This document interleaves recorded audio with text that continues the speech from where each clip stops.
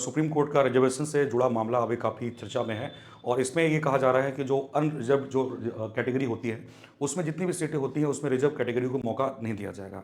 अब आइए समझते हैं कि आखिर ये वर्डिक्ट क्या है और क्या इस पर निर्णय लिया गया है। तो एक एग्जाम्पल के तौर पर हम समझते हैं।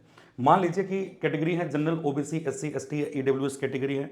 अब इन कैटेगरी में मान के चलो कि ओबीसी को 27% रिजर्वेशन है, या फिर एससी को 15% रिजर्वेशन है, एसटी को 7.5% है, और अगर ईडब्ल्यूएस को 10% है। और ये भी मान लेते हैं कि कट ऑफ जो आया है वो जनरल का 72 आया है, ओबीसी का 65 आया है, एससी का 60 आया है, एसटी का 50 आया है और ईडब्ल्यूएस का 65 आया है। लेकिन क्या होता है कि इन कैटेगरीज में ओबीसी, एससी, एसटी में आयु की छूट भी दी जाती है। यानी कि आयु की छूट का मतलब है कि जैसे मान लेते हैं कि जो एज है, अब एज मान लीजिए यहाँ पर कितना है, मान के चलो कि 27 साल यहाँ पर एज है, तो ओबीसी की कितनी होगी, 3 साल की छूट मिलती है, 30 हो गया।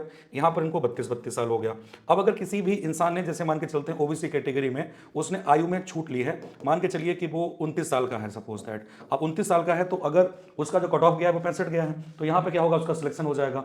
लेकिन मान के चलो कि अगर उसके नंबर क्या आते हैं कि जनरल कैटेगरी से ज्यादा आ जाते हैं, मान के चलो कि 75 नंबर आ जाते हैं, तो क्या वो जनरल में फाइट करेगा? बस यही पूरा मुद्दा है। मुद्दा यह है कि अभी एक एसएससी जीडी की वैकेंसी थी, उसी वैकेंसी से संबंधित ये था कि मान लो कि चलो कि अगर मान के ओबीसी कट ऑफ 65 गई है और कोई इंसान ओबीसी से अगर आपने फॉर्म भरा है या एससी से भरा है और आपकी एज रिलैक्सेशन आपने लिया है, आयु में छूट ली है, और आयु में अगर छूट ली है, फिर अगर आपके नंबर जनरल कैटेगरी से ज्यादा आ जाते हैं या जनरल कैटेगरी से ऊपर पाए जाते हैं, तो आपको जनरल कैटेगरी की सीट नहीं दी जाएगी। आप इसी ही आपकी कैटेगरी में फाइट करेंगे। ओबीसी हैं तो ओबीसी की सीटों में, यानी कि जो हमारा 27% सीटें हैं, 15% सीटें हैं, 7.5% है, इन्हीं कैटेगरी में रहोगे। आप भले ही कितने नंबर लेके आ जाते हो, अगर इनके बेसिस में अगर आपने आयु की छूट ली है तो जनरल में ये काउंट नहीं होगा। तो यही फैसला है। बहुत लोग यहाँ पर जो है इसको समझने की कोशिश कर रहे हैं कि आखिर ये है क्या ऐसा होगा कि इनको सीट नहीं दी जाएगी, ऐसा कुछ है, या कुछ लोग ये बोलेंगे अदर स्टेट में जनरल में आप फाइट नहीं कर सकते। वो वैसा वैसा ही है कि अगर आप मान के चलो किसी यूपी के और बिहार का कोई एग्जाम दे रहे हैं तो वहां पे आप जनरल में फाइट करोगे, तो ऑब्वियस बात है जनरल फाइट करोगे तो आप एज की छूट तो वैसे भी नहीं ले पाओगे, तो वहां पे तो कुछ है नहीं।